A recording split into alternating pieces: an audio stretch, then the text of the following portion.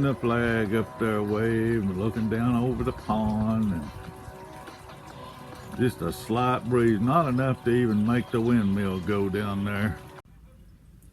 Well, hello there. I just want you to know that I had a little operation on my nose and get a little cancer off of it. And I'm kind of a mess right now, but I do have that patch covering the mess up, so we'll just have to live with it until it gets fixed. But what I wanted to talk to you about today was a guardian angel.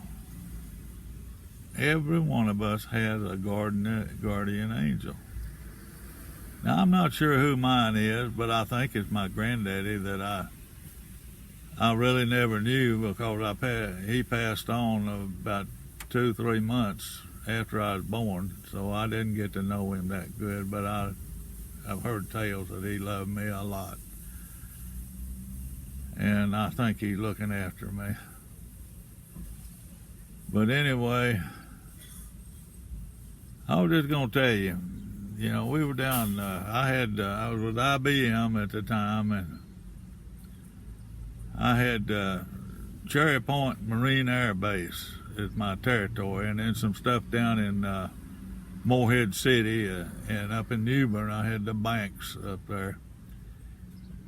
And we were just kind of tripling along there. When Paige and I got married, we had $200 between the two of us. But somehow, Lord let us make it. And anyway, I'd be there at Cherry Point, and we'd be down to the bare bones. I was making like $280 a month at the time, which doesn't sound like much now, but at that time that was fairly decent pay. And when she'd make biscuits, we didn't have enough money to use milk in our biscuits, because that had to be saved for the little boy that we had, as he was still a baby. And seems like all the time when we'd get down to just scratching the bottom, and we'd get a knock at the door, sometimes 10:30 at night, and it'd be my manager out there saying, "John," says, "I'm going to give you a $20 a month raise." And boy, that just set me off, because that was a lot of money at that time. I mean, you could buy a case of Pepsis for 99 cents. That was them big 16-ounce jobs. But that was just one thing. Everything in my life, when I got in trouble, there was a guardian angel there to watch after me. I went up to Boston to go to school up there. And while I was up there, we were getting close to the class, and the last day or two of the class had some features in it that my customer wasn't going to have. So I told the instructor, I said, "Hey, I'm going to just go ahead and get me an airplane, and I'm going on back, because I don't need to know that, because they don't have those features, never going to have them." And that afternoon, the instructor come back and said, "Hey, John," said, "I just got word that our CEO, Thomas Watson, was going to be at our little graduation supper that we're going to have here in a few days." So I got to thinking, I said, "Lord of mercy," I said, "this will be the only chance I'll probably ever get to see the man or meet the man. I better just stay here and take the rest of this class." So I did. And went on back to the motel or the hotel that night, and I was sitting there waiting on a couple of other guys coming down, and we were going to go out and get some supper together. And I turned on the television, and I'll be dogged, when I turned on the television, the plane that I was supposed to be on just crashed in the bay out there. And they were trying to get all the rescue people they could to get the bodies out of there before the sharks ate them. But there's just something, that told me that I shouldn't do that. I shouldn't go on that airplane, and I didn't. Then a while later, I was moving from one house to another house, and I had a little Farmall Cub tractor. It had 500-pound weights on each of the rear wheels and 250 on each of the front wheels. And they put a rack on the back of the truck, and I drove a tractor up there, and it kind of chugged a little bit, and I give it a little more gas, and when I did, it threw that ramp that I was going up on out, one half of it on the right side, and that tractor flipped right over on top of me, and that was about 2,400 pounds, 3,000 pounds on top of me, and the exhaust pipe went to my right side, and the steering wheel went to my left side, and the gas cap was right in my belly. And I was sitting there, and gas was running all over me. And the two great big husky guys come over there, and a couple more, and they laid that tractor up on it. It was laying right on top of me, and they got it up on one wheel, laying it up there, and they were going to pull me out of there.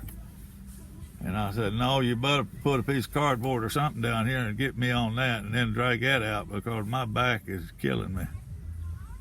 And I got out, and they carried me to the hospital. They got the ambulance, and they took me to the hospital, and I had a crushed fourth lumbar vertebra there. But the point I'm trying to make is that through the grace of God, my guardian angel guided my body and that tractor as I was going down to where that it wouldn't kill me. It boogered me up a little, but it didn't kill me. So, all through my life, things like that have happened. Well, I had a kidney stone, and oh boy, those things hurt. And it was the first one that I had, and so I had to go to the place and get a scan on me, a CT scan. And when I got it, I got back, and the next day, because they were going to figure out, how big it was and how they were going to get it out and everything. But when I found out from the scan that the kidney stone was the least of my worries, they discovered I had an aneurysm on my aorta. Now, the aorta is a thing that goes from your heart down into your legs, and it carries most of the blood down through there. It's a pretty important piece of equipment that you have in your body. So there again, sometimes God or our guardian angel puts us in a little pain so we can find out things that we're not going to find out otherwise. And so that kind of saved my life. In fact, I had a daggone kidney stone. So I went through, and I'd had bypass surgery, and I knew what that was like, but this aneurysm on my aorta, that scared the fool out of me, because I didn't know how in the world they're going to operate on that without killing me in the process. Because they had to stop my heart somehow, and they jabbed